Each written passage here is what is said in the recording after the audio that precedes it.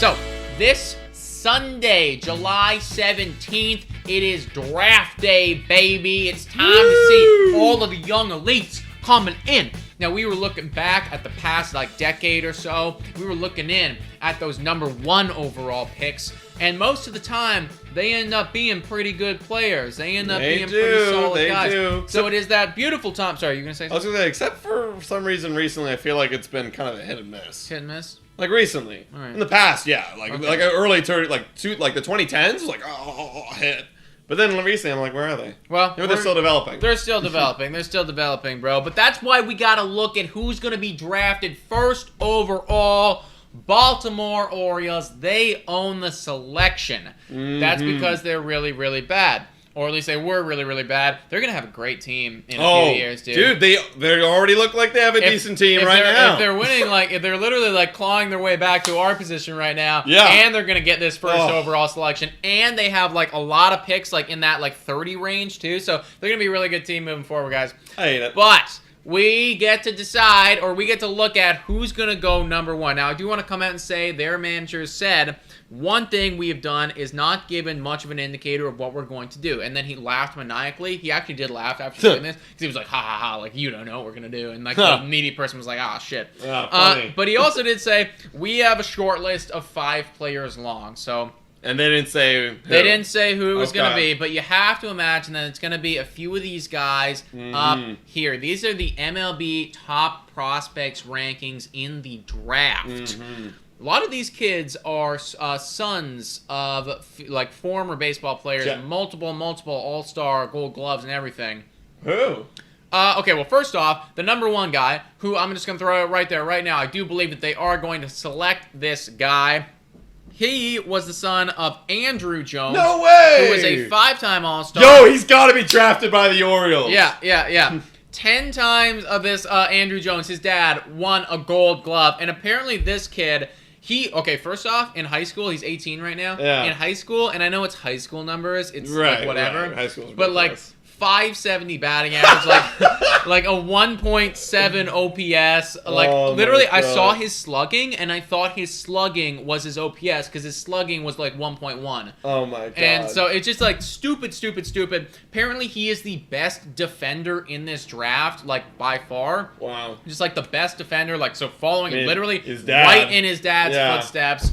And they were saying if any dude was going to become out of this draft, the next Acuna, the next Tatis, the next little guy, it feels like it's this guy right here. I like this guy. I want to look at his dad's numbers now. Andrew Jones. Back in the day. Played for Atlanta. Oh, yeah. Wow, that's some elite stuff. So if he could become like his father, I mean, hitting-wise, he was... good. He was good. He was good. He was a good hitter. He had a big stretch here in the middle where he won a bunch of...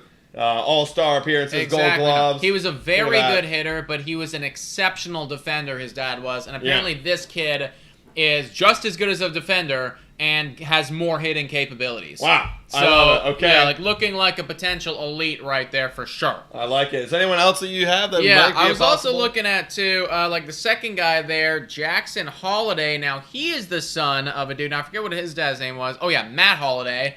Matt Holliday. Yeah, 7-time All-Star right there. So there's a lot of guys here that are coming from, I feel like that's the new thing, man.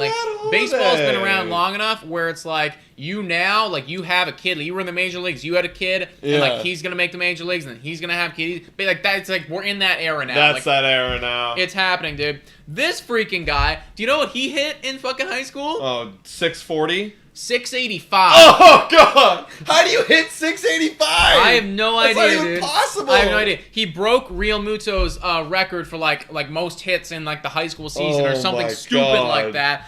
Just, absolutely ridiculous. 79 RBIs in 41 games. It's just, it's actually, dumb. It's just, dumb as fuck. So I don't even know how to evaluate these numbers. Clearly he is very, very good at ball, and he's ranked super high. So he would be a great selection. And then I also heard, too, Termar Johnson, the number 4 guy right there.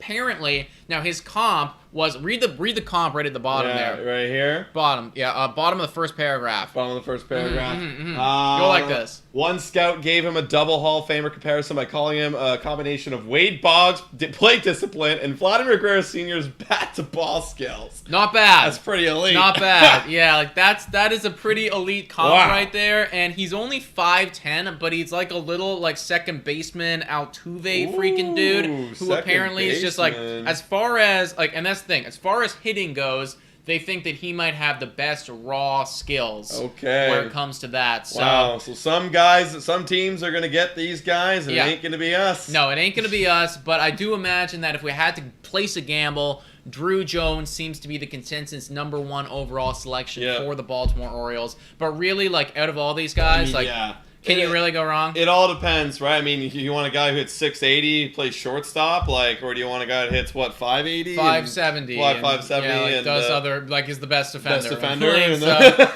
Yeah, so like, it's up to you to decide, guys. You can figure that out for yourselves, Baltimore, but either way, you're in a pretty damn good spot.